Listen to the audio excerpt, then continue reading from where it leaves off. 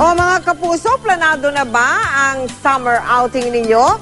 Baka hindi pa, pwedeng dumayo sa napakagandang White Beach sa La Union. Pero kung ayaw namang lumayo sa Metro Manila, pwede rin namang gumimik ngayong tag-init sa Subic. Nakatutok si JP Soriano.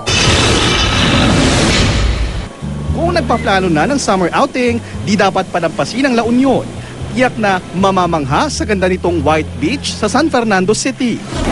Perfect para sa mga feel mag-sunbathing. Safe na safe din.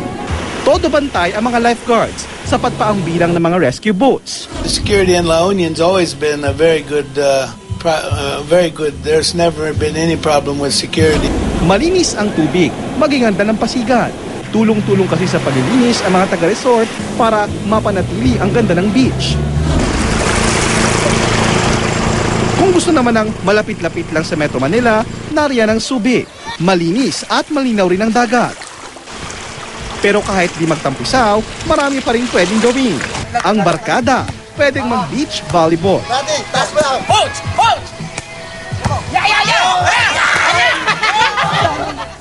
Itong mga chikiting naman, binabaon na sa buhangin ng paa ng kanilang mommy. Patok naman sa mga estudyante itong resort sa Kidapawan, lalo pat gustong mag-chill ngayong katatapos lang ang klase.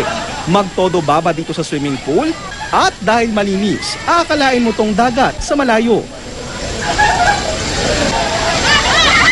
Pwede rin mag-outing ang buong klase dito, lalo't abot kaya ang 50 pesos per head na entrance fee. After swimming, libre namang hawakan tong mga naglalakihang Japanese koi sa fish pond. Pwede rin namang mamangha sa iba't ibang makukulay na ibon sa bird sanctuary. JP Soriano, nakatutok, 24 oras.